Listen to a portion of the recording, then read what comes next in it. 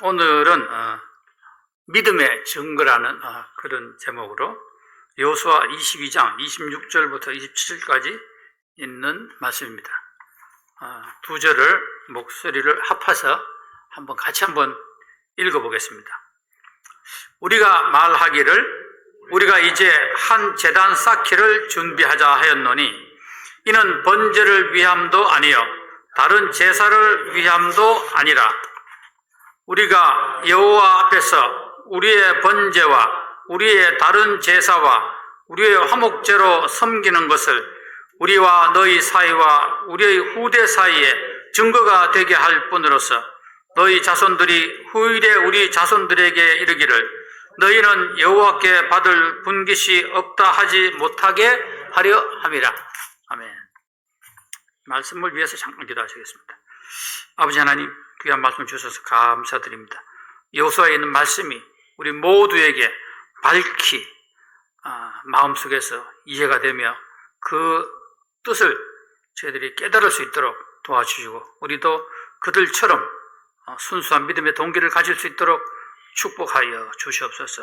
예수님 이름으로 기도드립니다. 아멘. 순애보라는 그런 말이 있어요.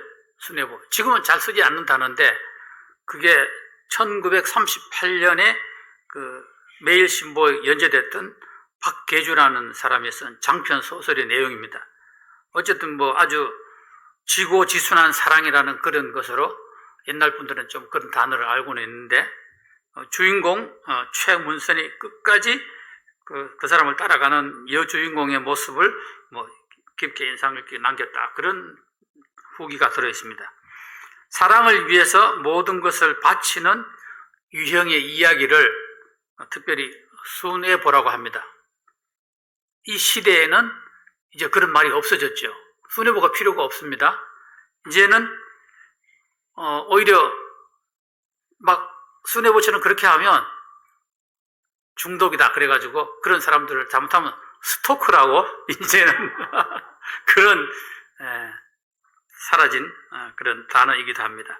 아름다운 믿음의 이야기를 옛날에는 그 순애보다 그런 얘기를 하긴 했습니다. 이 구약을 특별히 읽다가 보면 이제 창세기부터 쭉 읽어 나가면 특히 이제 민수기 가다 보면 이제 이스라엘 백성들이 광야에서 정말 불순종했던 그런 이야기들이 나오면서 우리의 마음을 때로는 언짢게 하고 우리의 마음이 좀 무겁게 느껴지기도 하고 그렇습니다. 그래서 이제 그 다음에 이제 여호수아로 넘어가면 여호수아가 이제 드디어 이제 가나안 전쟁을 시작하게 되죠. 그러면서 이제 쭉 나오는데 오늘 그 여호수아 22장 제가 특별히 22장에 그 내용을 한번 여러분들하고 이 내용을 주제로 말씀을 나누고 싶은데요. 여호수아 22장은 읽으면 마치 이 성경 스토리 가운데 아주 귀한 얘기예요. 그래서 여기는 마치 그 순애보를 성경 스토리 중에서 어떤 순애보를 읽는 듯한 그런 장면들이 사건이 나타나요. 그 사건이 22장에 있는 사건입니다. 그 사건이 무슨 사건이냐? 제가 이렇게 5가지로 지금 정리를 해봤는데 조금 길기 때문에 이제 정리를 했는데 첫째는 거기에 보면 이제 여호수아의 여호수아가 전쟁을 마치고 전쟁을 한 7년 정도 하죠. 가나안 들어가서. 그래서 마침내 모든 것을 정복하고 이제 군대를 해산합니다. 군대를 해산하면서 이제 각자 자기 땅으로 이제 돌아가게 하는데 특별히 요단강을 중심으로 해서 동쪽이 있었고 서쪽이 있었습니다. 근데 하나님께서 아브라함에게 주신 땅, 약속의 땅은 이름이 뭐예요? 가나안이죠. 가나안은 이 요단강을 중심으로 동쪽입니까? 서쪽입니까? 여러분들 여기 요단강이 있다. 그리고 여러분들 생각에는 제가 볼 때는 이쪽이지만 반대로 보면 이쪽이잖아요. 그죠? 이쪽이 지금 이제 가나안이죠. 그런데 지금 요단강 동쪽에 이스라엘 백성들이 머물게 됐어요. 그 머물게 된 세 지파가 있는데 혹시 이름을 기억하시는지 모르겠네요. 루벤, 갓, 므낫세 2분의 1, 므낫세 반지파. 그렇게 이제 두 부류하고 하여튼 세 지파가 살게 됐어요. 근데 그 살게 된 사람들이 군대를 갔다가 전쟁이 끝나니까 자기가 사는 곳은 원래 귀향인데 이 사람들은 고향이 아니에요, 사실은. 그러니까 철수하는 거예요. 귀환하는 거예요. 그쪽으로 이제 자기 가족들이 있기 때문에 가족이 있는 곳으로 이제 가는 거죠. 가면서 이제 증거의 단을 하나 쌓게 되죠. 그랬더니 서쪽에 있는 지파들이 벌떼처럼 일어나가지고 막 야단을 쳤죠. 그래서 동쪽에 간 사람들이 사실은 이렇다. 그렇게 해서 그 내용을 얘기합니다. 그랬더니 그 얘기를 듣고 난 후에 이스라엘 백성들이 너무 기뻐서 그 했던 행동이 너무 좋아서 그래서 아주 이스라엘 백성들이 크게 즐거워했다 하는 그런 소식입니다. 오랜만에 구약에서 만나보는 정말 하나님을 사랑했던 한 짤막한 이야기입니다. 그래서 여호수아 22장은 여호수아는 23장, 24장까지 있어요. 그런데 23장, 24장은 여호수아가 이제 고별 설교를 하게 되죠. 그래서 결국은 여호수아 22장은 여기서 이제 여호수아는 22장에서 끝나는 것 마찬가지입니다. 그래서 군대를 해산함으로써 르우벤, 갓, 므낫세 반지파 그 용사들이 자기 곳으로 돌아갔다 하는 것이 이제 마지막 이야기가 되는 것입니다. 그래서 그 내용들을 한번 읽어보면서 각각의 그 내용들에서 영적으로 우리에게 어떤 의미를 주고 있는지 그런 것들을 한번 살펴보겠습니다.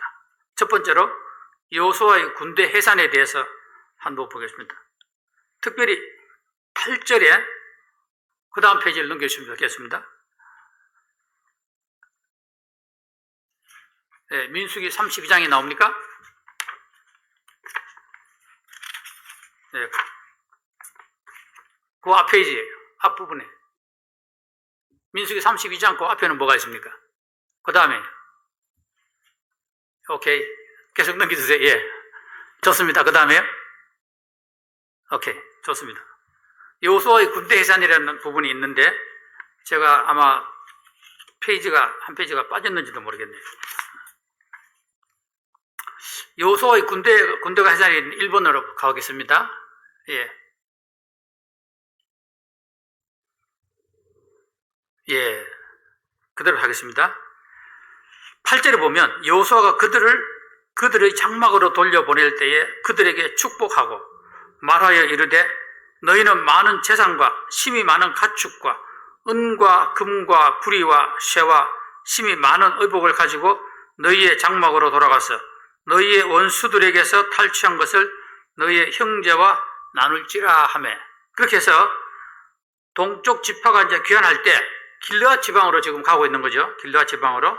그래서 원래는 적과 거리를 하는 땅을 당한 서편인데 가나안 지역이 됐습니다. 그래서 길르앗 지역에 정착하고자 하는 그 지파들이 이제 모세가 사실은 이 길르앗 지방에 멈추고자 하는 이 일을 상당히 두려워했어요, 사실은. 왜냐하면 그 지역이 원래는 약속의 땅이 아니었기 때문에 약속의 땅이 아닌 곳에 이스라엘 지파가 머무는 것 자체가 모세가 마음에 좀 두려움이 있었어요. 왜 그랬죠? 모세에게는 어떤 트라우마가 하나 있는 거죠. 왜냐하면 처음에 그 가나안 땅을 올라가라 그랬더니 갔다 오더니 12명이 갔다 오더니 정탐꾼들이 거기는 못 간다. 그렇게 얘기해가지고 그래서 결국 40년을 헤맸게 됐잖아요. 그래서 그게 모세의 마음속에는 크게 아주 참 하나의 한이랄까? 그런 것이 남아있는 거죠. 하나님이 뭘 원하시는지 알기 때문에. 그래서 이 므낫세하고 갓 지파하고 르우벤 지파가 여기 있겠다. 근데 원래 그 땅은 누구 땅이었죠?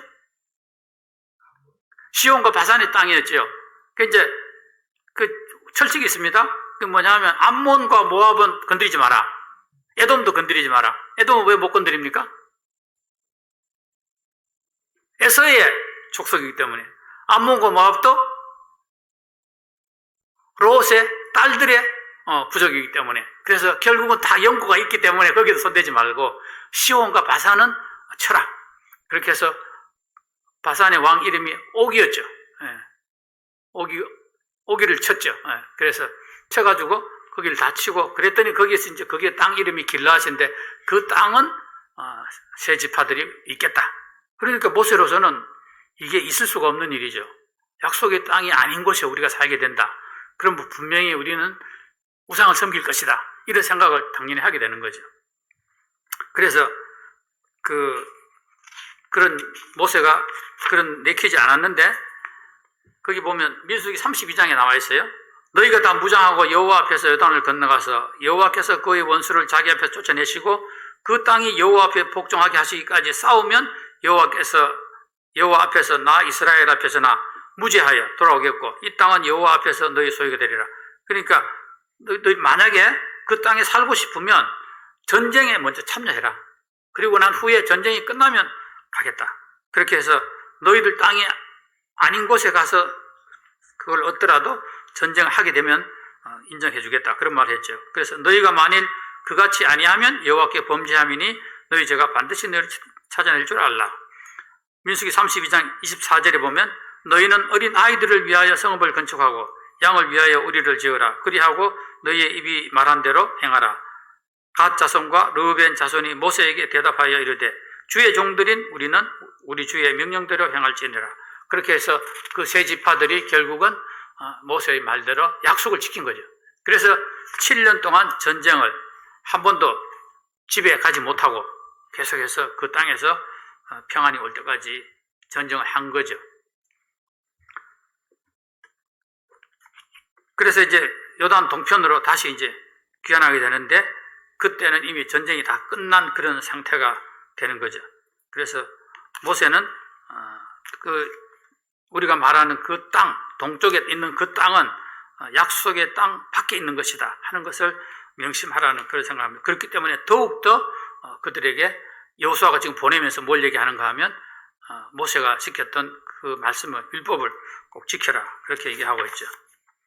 증거의 단에 대해서 한번 얘기해 보겠습니다. 그래서 이제 그 사람이 지금 가고 있습니다. 가고 있는데 가다가 보니까 거기서 이제 단을 하나 쌓게 됐어요. 10절에 나와 있네요. 르우벤 자손과 므낫세 반지파가 가나안 땅 요단 언덕가에 이르자 거기서 요단가에 제단을 쌓았는데 보기에 큰 제단이었더라. 이게 무슨 얘기냐 하면 우리가 결혼을 하게 되면 뭘 서로 나눕니까? 징표로 반지를 나누죠. 그죠? 예. 상징물이 있는 거죠. 결혼을 상징하는 그렇게 해서 이제 결혼 반지처럼 이쪽 동쪽에 사는 동쪽 지파들은 어떤 무언가의 하나의 그 자기 믿음의 증거를 하나 남기고 싶었어요. 그렇게 해서 쭉 가다가 요단 강가에 이르러서 이제 강을 건너 가야 되는데 그 강가에 이르러서 큰 단을 하나 쌓았어요. 그리고 건너갔어요. 그래서 어떤 증거물을 취하는데 이런 증거물들은 안에 있는 믿음을 바깥으로 표현한다는 그런 의미가 있는 거죠. 그렇게 해서 실제로 그런 성경에 보면 그런 증거물들을 세운 경우가 많이 있습니다. 예를 들어서 여호수아가 요단강을 건넜을 때, 건너고 난 후에 그 기념으로 뭘 하고 있습니까? 이스라엘 백성들이 여호수아 4장 1절 9절 보면 그런 말씀이 있습니다. 이스라엘 백성들이 요단강을 건넌 후에 아주 한 가지 명령을 받지요. 하나님은 지파마다 한 사람씩 12명을 선택해서 요단강으로 다시 들어가서 돌 12개를 가져와서 길갈에 기념비를 세우게 하게 됩니다. 그들에게 명령하여 이르기를 요단 가운데 제사장들의 발이 굳게 선 그곳에서 돌 12를 택하여 그것을 가져다가 오늘 밤 너희가 유숙할 그것에 두게 하라 하시니라. 그래서 기념비로서 거기 있는 기념비를 세움으로써 다음 세대에게 하나님의 구원의 역사를 기억하며 증언하도록 하기 위한 것이었죠. 그래서 이는 이스라엘 민족의 역사 인식을 보여주는 그런 장면을 우리가 볼 수 있겠죠. 히브리인들은 하나님께서 조상들로 하여금 요단강을 어떻게 건넜는지 그런 것들을 장래 세대에 교육하기 위해서 그런 일을 했다고 볼 수 있습니다.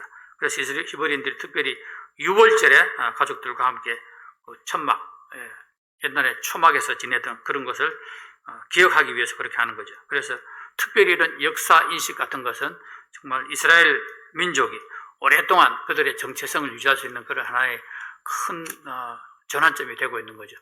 마찬가지로 동쪽으로 가는 세 지파들은 여기 뭔가를 남기고 싶었던 거죠. 자기들이 하나님의 족속이, 하나님을 섬기는 사람들이다. 하나님에 대한 그런 놀라운 믿음을 거기에 표시하고 싶었습니다. 그래서 제가 이걸 지도로 잠깐 표시를 해봤는데요. 한번 저 지도가 조금 작게 보이겠네요. 저기 지금 이제 오른쪽에 빨갛게 지금 칠한 부분이 므낫세, 그 다음이 갓, 그 다음에 이제 르우벤, 그렇게 이제 세 지파가 저기에 정착을 하는 겁니다. 저것은 요단강 동쪽에 해당되는 거겠죠. 그래서 저쪽에 그 제일 이제 동그라미 그 좀 큰 글씨로 있는 쪽이 에돔이고, 그 위에 모압이라고 지금 기록이 되어 있습니다. 잘 안 보이시겠지만은. 그래서 바산과 시온은 있던 그 자리가 결국 이 세 지파가 머물게 되고, 이제 앞으로 성경에서는 그곳을 길르앗 지역이다, 그렇게 해서 나타나고 있죠. 그래서 그 밑에는 모압, 암몬, 에돔, 그런 지역이 되겠습니다. 그래서 이 세 지파가 서쪽에서 전쟁을 하고 있다가 전쟁이 끝나고 난 후에 요단강가에 큰 단을 하나 세워놓고, 그 큰 단은 그걸 볼 수 있도록, 그렇게 했으니까 멀리서도 볼 수 있도록, 그런 뜻이니까 그 단이 아주 큰 단이었겠죠. 그렇게 해서 단을 만들어 놨다는 거죠. 그렇게 함으로써 하고 이제 건너갔습니다. 그런데 이제 세 번째 서쪽 지파의 오해, 그러니까 이쪽에 이스라엘 백성들이 머저리티가 지금 살고 있는 거죠. 대다수가. 그래서 이제 여호와의 온 회중이 16절에 보면 말하기를, 너희가 어찌하여 이스라엘 하나님께 범죄하여 오늘 여호와를 따르는 데서 돌아서서 너희를 위하여 제단을 쌓아 너희가 오늘 여호와께 거역하고자 하느냐. 이 지금 서쪽 지방의 서쪽 지파들이 이런 오해를 하는 것은 너무 당연한 거예요. 왜냐하면 이 사람들이 그 소리를 듣고 깜짝 놀랐어요. 이스라엘 백성들이. 정말 어떻게 이럴 수가 있나. 그래서 막 온 이스라엘 백성들이 정말 벌떼같이 일어나가지고 막 항의를 한 거예요. 있을 수 없는 일이다. 왜냐하면 이 사람들의 지금 심리적인 상태를 우리가 알 수가 있어요. 이때까지 뭘 했어요? 전쟁을 했죠. 전쟁을 했으니까 이들의 어떤 그 영적인 상태는 최고조에 달해 있는 거죠. 전쟁 중에 영적인 상태가 최고조에 달합니까? 왜 그럴까요? 전쟁은 뭐예요 지금? 죽느냐 사느냐 하는 문제죠. 죽느냐 사느냐 하는데 지금 이 죽느냐 사느냐가 어디에 달려있는 거예요? 하나님께 달려있는 거죠. 그러니까 하나님을 내가 따르지 않으면 죽는 거예요. 그러니까 하나님에 대해서 엄청나게 지금 민감한 상태죠. 그래서 이 사람들이 그렇게 영적인 민감성을 가지고 있기 때문에 이게 그 동기가 어쨌든지 결과가 거기 지금 단을 쌓았다? 무슨 얘기입니까 지금? 거기 단을 쌓았다는 뜻은 무슨 뜻이에요? 지금 단이 어디 있어요? 지금 이 시대는 실로의 단이 하나밖에 없어요. 성막이 거기 있죠. 실로에서 거기서 여호와의 법궤가 거기 있고 거기서 지금 단을 쌓고 하나님께 제사를 드리는데 다른 데 단을 쌓았다는 것은 거기서 하나님께 예배 드린다는 것은 그거는 자기들은 말이 안 되는 얘기죠. 처음부터. 그러니까 분명히 우상한테 이제 지금 섬기는 거죠. 그러니까 아니 우리 지파가 지금 우상에게 예배 드릴 때냐는 거죠. 그래서 깜짝 놀란 거죠. 평화 시에는 느낄 수 없는 그런 영적 민감성이 있었어요. 우리는 지금 전쟁 중입니까? 영적 평화십니까?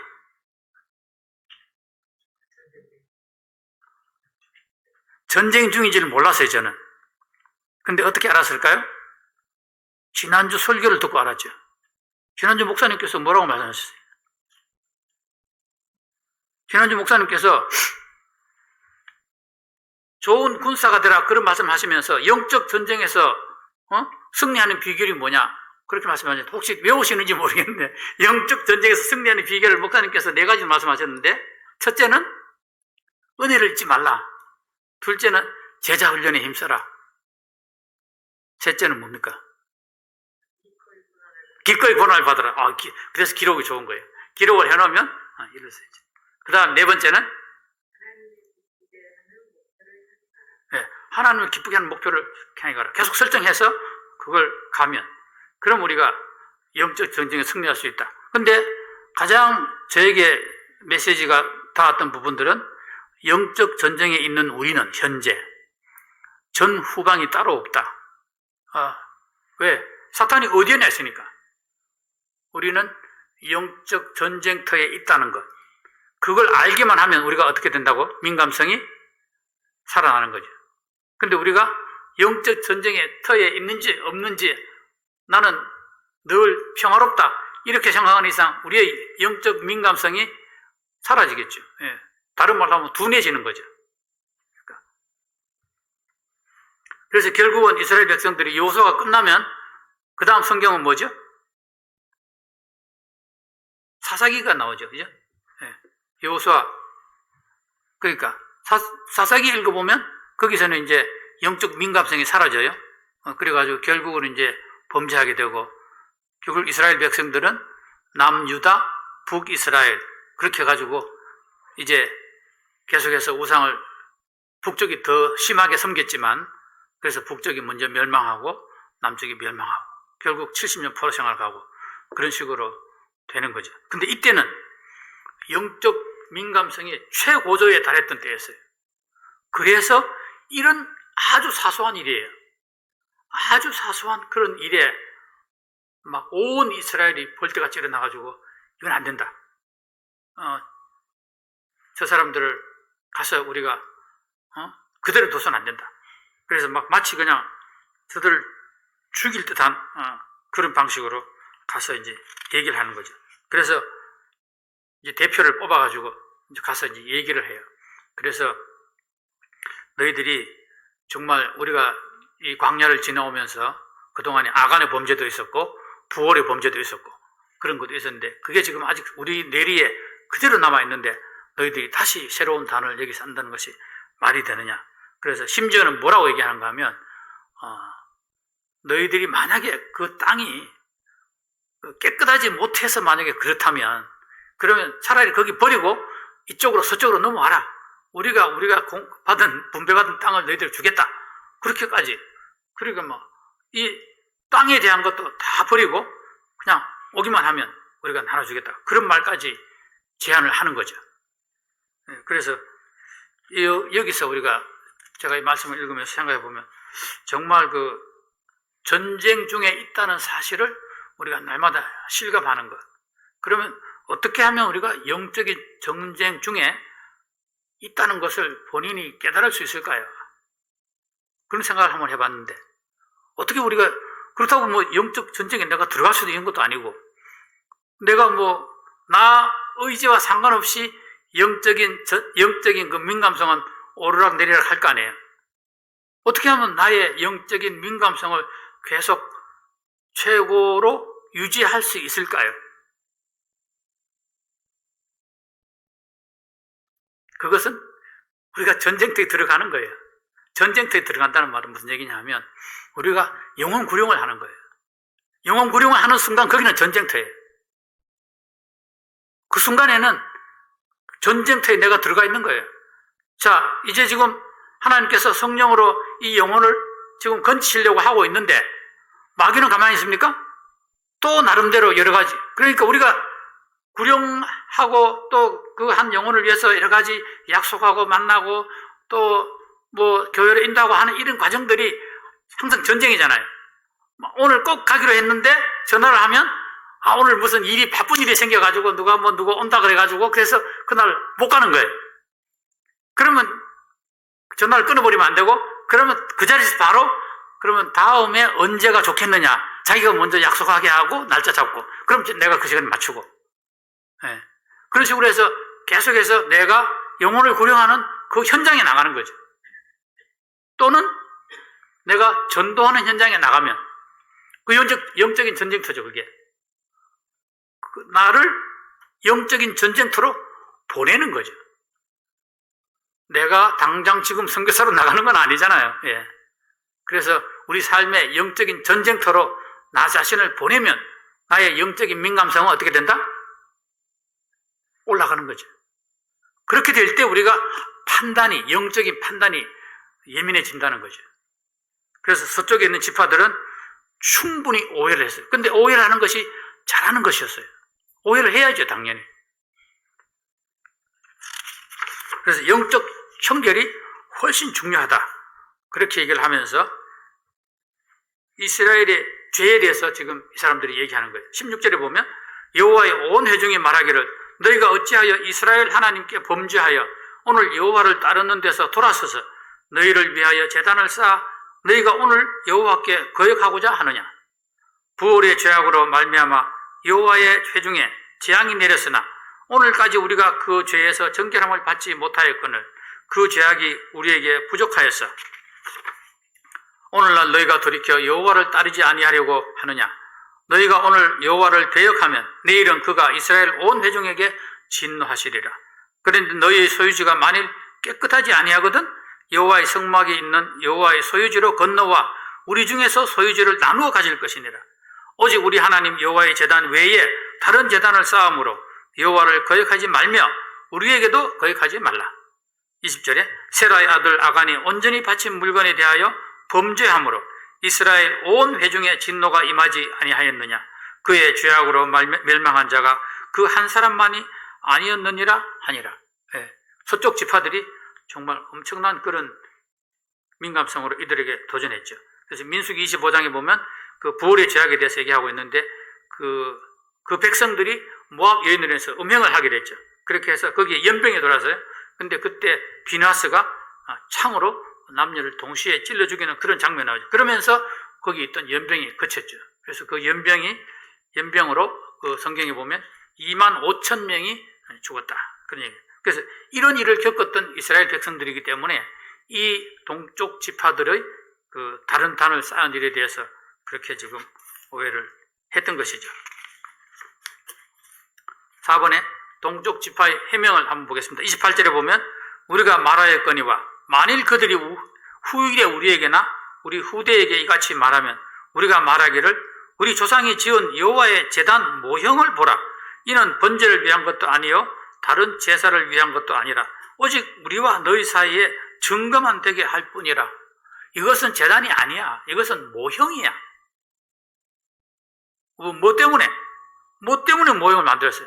그것은 우리가 동쪽에 가 있을 동안에 우리를 위해서, 우리가 만약에 이 서쪽에 있는 너희들이 우리 보고 너희는 이스라엘 백성이 아니야, 여기 제사 지내러 오지 마, 그렇게 말하면 이거 우리 그게 아니야, 우리 여기 모형 있잖아, 옛날에 우리가 이런 일 때문에 여기 모형 만들어놨어, 그래서 우리도 이스라엘 백성이야, 그렇게 말하기 위해서 한 거고, 또 무엇을 위해서? 다음 세대를 위해서. 우리는 그대로 죽고 다음 세대가 있다 치자. 그럼 그 다음 세대에 나타나가지고 자기들끼리 이스라엘 백성 아니라고 얘기하면 하나님께서 성경을 읽어봐라. 여기 보면 요단강 서쪽부터 해지는 데까지, 대해까지, 거기가 하나님께서 지금 약속의 땅인데 약속의 땅에 살지 않는 너희들은 이스라엘 백성이 아니야. 그렇게 말하면 우리가 할 말이 없지 않느냐. 그래서 오늘을 위해서, 그리고 또 미래를 위해서 우리가 이렇게 모형을 쌓은 것이야. 이것은 뭐냐? 증거라는 거예요. 우리 믿음의 증거를 여기에 남겨놓고 그렇게 해서 우리가 하나님을 섬기는 사람들이다, 그 말을 하기 위한 것이다. 그렇게 하면서 우리가 이 동쪽 지파들은 하나님을 향한 순수한 사랑이 우리에게도 있다, 하나님을 예배 드리고자 하는 우리 하나님 백성으로서 그런 모습을 우리에게 보여주고 있는 것이죠. 여러분들은 하나님의 자녀들입니까? 네, 우리는 하나님의 자녀이죠. 무슨 증거를 남겨놓기를 원하십니까?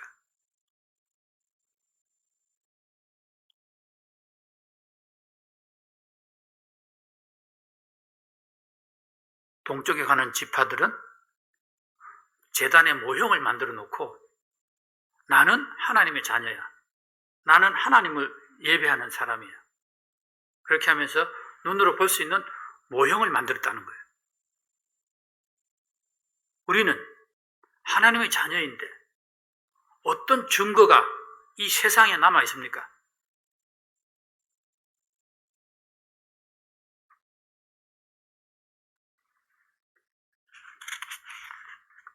그런 의미에서 이 동쪽 지파들의 이 행동은 얼마나 하나님을 향한 놀라운 그런 정말 순수한 사랑을 여기서 표현하고 있는지 모르겠습니다. 그래서 이 말을 다 듣고 난 후에 이스라엘 그 대표자들, 서쪽에서 온 대표자들이 너무나 기뻤어요. 그래서 이스라엘의 단합된 그런 모습을 보여주게 돼요. 33절에 그렇게 나와 있습니다. 그 일이 이스라엘 자손을 즐겁게 한지라. 이스라엘 자손이 하나님을 찬송하고 르우벤 자손과 갓 자손이 거주하는 땅에 가서 싸워 그것을 멸하자 하는 말을 다시는 하지 아니하였더라. 그렇게 말하고 있습니다. 거기 보면 영어로 그렇게 되어 있더라고요. A witness between us that the Lord is God. 여호와는 하나님이다 하는 것이 우리 사이에 이것이 증거다. 그래서 그 제단 이름을 엣이라고, ED라고 썼던데 영어로 엣이라고 불렀다고 합니다. 그래서 그 엣을 통해서 동쪽 지파들은 하나님을 향한 그런 놀라운 순수한 그런 사랑을 나타냈다 하는 것이 여호수아 22장의 이야기입니다. 함께 하나님을 섬기는 일은 즐거운 일입니다. 그러니까 같이 하나님을 섬기게 된 거죠. 그래서 이스라엘 백성이 더 기뻤던 거죠. 오늘 우리 믿음의 형제 자매들이 함께 주님을 섬기는 것은 정말 놀라운 일들입니다. 기쁜 일이고 동시에. 그러나 우리를 슬프게 하는 것들도 있어요. 때로는 믿음의 대회에서 낙오하는 그런 사람들을 우리가 소식을 들을 때, 또 그런 사람들을 만나게 될 때, 그럴 때 이제 우리가 낙심하는 것은 사실이죠. 여호수아 22장은 전쟁을 끝내고 동쪽으로 돌아가는 그 지파들이 요단강 가에 모형 제단을 쌓음으로써 자기들이 이스라엘 백성이라는 것, 하나님을 섬기는 사람들이라는 것을 증거로 남겨놓고 마침내 그 일로 인해서 서로 오해가 있었지만 마침내 그 동기를 들음으로써 서로 그 일로 인해서 기뻐해서 단합된 그런 이스라엘 모습을 보는 그런 이야기입니다. 수뇌보에 관련된 수뇌보죠. 성경에서 보기 힘든 그런 이야기입니다. 그러면 우리는 어떤 믿음의 증거를 가지고 있습니까? 하는 질문을 제가 한번 저기다가 써봤습니다. 우리는 어떤 믿음의 증거를 가지고 있습니까? 이제 상빈이가 지금 오하이오 콜럼버스라는 도시에 살고 있습니다. 그 둘째 딸이죠. 처음에는 이제 클리블랜드에 살고 있다가 조금 거기보다 남쪽으로, 센터 쪽으로, 오하이오 쪽으로 내려왔죠. 그래서 그쪽에 이제 살고 있는데 필라델피아에 2021년도 6월 말에 이사를 갔죠. 오하이오로. 그런데 이제 필라델피아에서 2월, 1월경에 그쪽으로 가야 되는데 집을 사야 돼요. 근데 그때 이제 그 팬데믹 상황에서 집을 사기 위해서는 보통 어떤 절차를 밟아야 됩니까? 우선 가봐야지, 그 집을. 몇 개 집을 가봐야 됩니까? 제가 우리 집 살 때 제 아내한테 얘기하기를 30개 집, 30개만 가보고 그 다음에 결정하면 된다. 뭐 그렇게 얘기해가지고 제가 목표를 2개를 딱 정해가지고 사긴 샀지만, 근데 그 상황에서 작년에 상빈이가 집을 살 때 그 상황에서 첫째, 가볼 수가 없었어요. 또 멀잖아요. 그것도 한번 왔다 갔다 하는 게 쉽지도 않고 또 팬데믹 상황이고, 그러니까 내가 가기로 한다고 해서 거기서 또 에이전트가 또 나와서 같이 다녀야 되고 너무 번거로웠어요. 그게 참 쉽지 않은 일이에요, 집을 사는 게. 더구나 가까이 아니고 멀리 있는. 그러다 보니까 어떻게 집을 사게 됐나 하면 그냥 이렇게 줌으로 보여주고, 그게 결정해가지고 몇 군데 해가지고 줌으로 이렇게 보여주는 거 보고, 오늘 봤는데 이런 집이야, 내일 봤는데 이런 집이야, 그렇게 해가지고 어쨌든 몇 군데 안 보고 어쨌든 그 달라고 하는 가격, 다른 사람들은 이렇게 하는데 그때 또 사기 어려우니까 풀 프라이스를 그대로 그냥 그 사람 나와 있는 그대로 그냥 견적을 내고 그렇게 샀어요, 그냥. 그러니까 이제 6월 말에 가야 되고 한 번도 웍스루도 안 했고 그냥 뭐 사인만 멀리서 한 거예요, 그냥. 근데 보통 그렇게 집을 사는 것이 쉬운 일이 아니잖아요. 어떻게 집을 그렇게 살 수 있겠어요? 더구나 또 방이 뭐 많고 방이 많고 여러 좀 큰 집인데, 그래서 우여곡절 끝에 집을 사가지고 이제 6월 말에 이사를 갔어요. 한 번도 안 가본 집에 이제 이사를 가는 거예요, 그냥. 이사를 가는데 상빈이가 뭐라고 저한테 얘기하는가 하면, 늘 뭐 여러 가지 과정을 위해서 기도했죠. 뭐 적당한. 그래서 하나님께서 선하게 역사하셔서 딱 우리에게 맞는 그런 집을 샀어요. 근데 이제 상빈의 마음속에는, 하나님, 정말 이 집이 하나님께서 저에게 허락하신 집인지 아닌지 저는 확신이 없습니다. 저에게 증표를 보여주세요. 하나님께서 허락하신 집인지. 그렇게 이제 기도를 했다는 거예요. 그리고 이제 그날 이제 8시간 인가 걸려가지고 이제 그 집을 드디어 이제 가는 거예요, 이제. 그러니까 이제 차를 타고 이제 가가지고 애들 싣고 이제 가서 이제 거기 이제 단지가 딱 있는데, 여기 웨스트 게이트처럼 그런 단지가, 큰 단지가 있어요. 제 생각에는 저거 웨스트 게이트에 한 50배는 될래나? 그 정도로 큰 단지예요. 그냥 큰 집. 그렇게 기도를 하고 단지를 이제 딱 가서 턴을 딱 하는데, 단지 입구에 웨스트 게이트처럼 이렇게 커다랗게 이제 이름을 써놨을 거 아니에요. 웨스트 게이트, 이스트 게이트, 그렇게. 그 단지 입구에 쓴 글자가 생추얼이라고 써있대요. 생추얼이라는 게 그죠. 우리 메타천이 있던 그 미국 교회, 거기 보면 이쪽에 짐, 이쪽은 생추얼이. 예배당으로 가는 길, 이건 짐으로 가는 길. 이렇게 표시가 있잖아요. 생추얼이는 그 예배당이라는 뜻이거든요. 그래서 상빈이가 징표를 받았다는 거예요. 그 들어가는 순간, 거기 생추얼이라고. 그래서, 그러니까 우리의 삶 속에 많은 증거들이 있지 않습니까? 내가 하나님의 자녀고, 하나님께서 우리 삶에 역사하시고, 예수님은 구원의 증거를 물었을 때, 요한복음 3장 14절에서 그렇게 말씀하셨죠. 모세가 광야에서 뱀을 든 것 같이 인자도 들려야 하리니 하는 그런 증거를, 십자가의 증거를 얘기하셨죠. 또 마태복음에서는 표적에 대해서 얘기할 때 요나의 표적밖에는 내가 보일 것이 없다, 그런 말씀하시고, 우리는 침례를 받았죠. 침례도 하나의 우리의 믿음의 증거죠. 침례가 뭡니까? 로마서 6장 3절에 보면, 무릇 그리스도 예수와 합하여 침례를 받은 우리는 그의 죽으심과 합하여 침례를 받은 줄을 알지 못하느냐.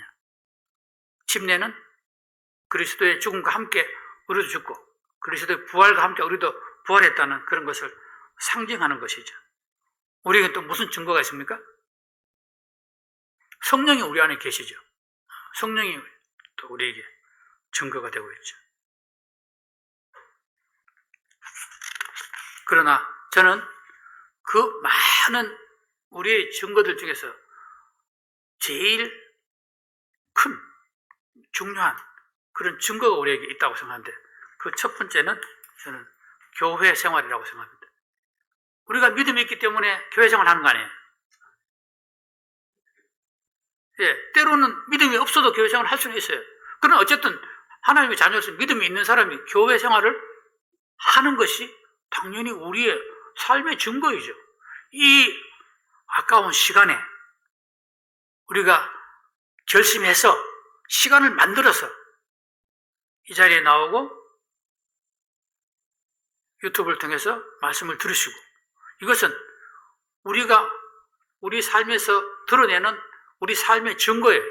그래서 다른 사람들이 우리하고 수요일 날은 약속을 안 하고 주일 날도 약속을 안 하고, 우리가 그런 증거의 삶을 살고 있는 거죠. 또 무엇이 있습니까? 우리가 기도 생활하는 것, 그것도 우리 믿음의 증거예요. 기도 생활함으로써 내 삶의 역사에서 계속해서 그런 기도와 기도 응답이 어떻게 됩니까? 누적되어 쌓여져 가는 거죠. 그래서 우리 삶을 돌아볼 때에, 하나님께서 이런 놀라운 일들을 나의 삶을 통해서 응답해 주셨지 하고 우리가 기억해내는 거죠. 또 다른 사람을 얻을 때는 그런 것들도 나누기도 하고, 그런 기도 생활은 우리 교회를 통한 기도 생활이죠. 또 믿음의 교제는 어떻습니까? 우리가 믿음으로 성도들과 교제할 때 그것은 우리 삶의 하나의 증거이죠. 또 때로는 저는 정말 요즘 특성을 들으면 너무 주일에 아주 큰 축복이 되는데 여러분들도 마찬가지시죠? 예, 정말 그 특성하시는 분들, 그분들은 삶으로 그 특성을 살아내시는 분들 아니에요. 우리는 삶으로 그 특성을 듣는 사람들이고, 예. 주일날 만나서 교제하는 것, 이런 것들도 다 우리 삶에 남아있는 증거들이에요. 지난주에 김 목사님 부부께서 떡을 보내셨는데 그것도 나누는, 믿음 생활에서 나누는 하나의 증거들이죠. 예. 그분들은 베푸는 삶을 사셨고 우리는 또 사랑의 빚을 지는 그런 또 증거를 나눈 거죠. 구역 집회도 그렇게 생각하면 마찬가지예요. 구역 집회에 참석하는 것, 교제 나누는 것. 더구나 저처럼 목사님이 가시면서 수요일날 2번 설교를 하세요. 그런데 마지막 가시면서 한 번 더 하세요. 그래서 3번을 지금 말씀을 준비를 해야 되는데 제가 그걸 말씀을 들으면서 어떻게 생각합니까?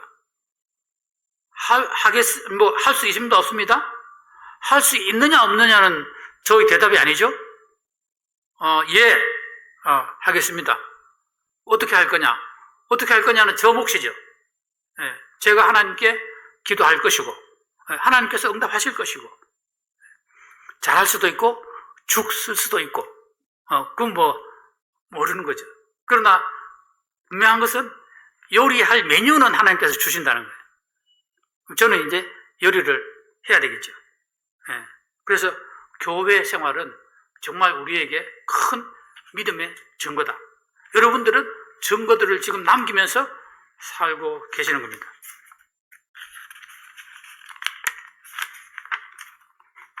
또 하나의 큰 증거는 뭐냐? 그것은 우리가 십자가입니다.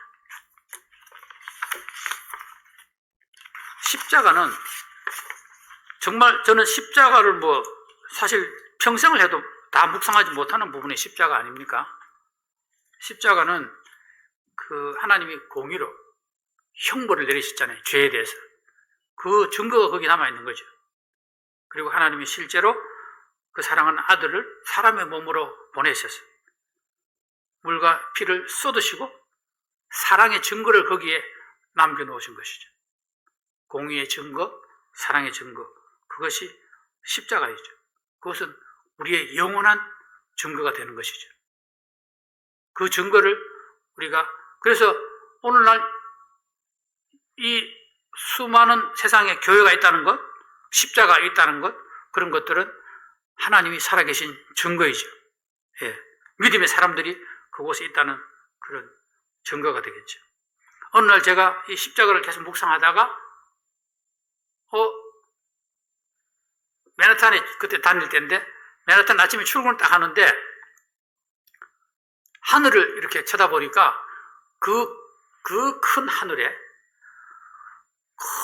커다란 십자가가 구름으로 쫙 이렇게 되어 있는 것이 있어요. 제가 십자가를 묵상하는 그런 날이었는데, 그러니까 그걸 제가 보면서 이 십자가는 영원한 십자가예요. 그러니까 이 십자가는 현재만 있는 것이 아니라 역사를 관통해서 지금까지 계속해서 내려오는 것이 십자가예요. 아무도 지울 수 없는 역사 속에 계속해서 제일 큰 하나의 증거로 남아있는 것이 십자가가 아닌가 생각합니다. 십자가는 우리를 구원하신 하나님의 사랑을 증거로 우리에게 보여주신 것이죠. 그 외에도 우리는 많은 믿음의 증거들을 여러분들이 만들어가고 있고 쌓아가고 있고 또 그것을 통해서 다른 사람들에게 영향을 주고 또 믿음의 사람들을 교제하고 그렇게 해서 하나님을 기쁘시게 하는 그런 삶을 살고 있습니다. 여러분 삶 가운데서 놀라운 그런 믿음의 증거들을 남기시는 그런 여러분들 되기 원합니다. 제가 마지막으로 옛날에 새벽 기도 시간에 썼던 글이 있었어요.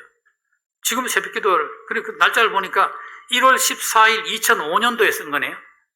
그게 이제 한번 그때 남겨놨는데, 그 새벽 기도 시간에, 그래서 제가 이걸 가져온 이유는 이것도 하나의 나의 삶의 증거이구나, 그런 생각을 하게 됐습니다. 이 글을 읽고 그 다음에 찬송하고 마치겠습니다. 제목은 고통은 나의 축복.